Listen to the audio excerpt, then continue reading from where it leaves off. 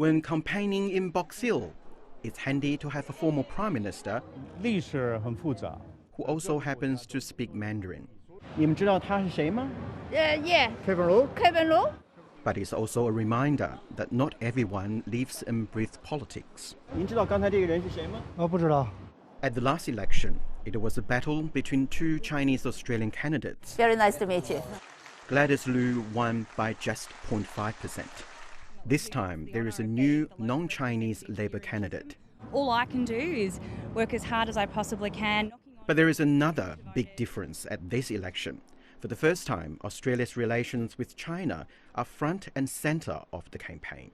Why would you take China's side? That's an outrageous slur. The only way that you can preserve peace is to prepare for war. So what does that mean in an electorate where 1 in 5 voters are Chinese Australian?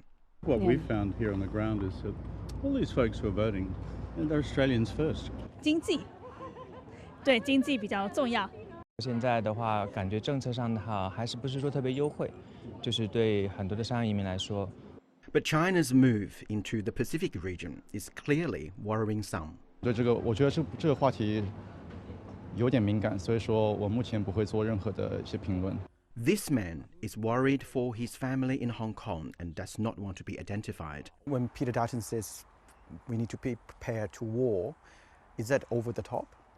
I'll say no, because if we are not prepared, we can't rely on other countries, say the US, to protect us.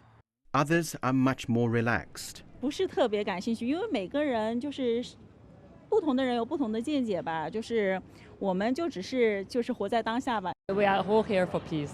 Chinese Australians are just like all Australians. What we care about is the economy, the jobs, the health. Dr. Lu Xinlu lives in Chisholm and says Chinese language media in Australia is talking about similar issues. The inflation, the house prices, the aged care, the immigration.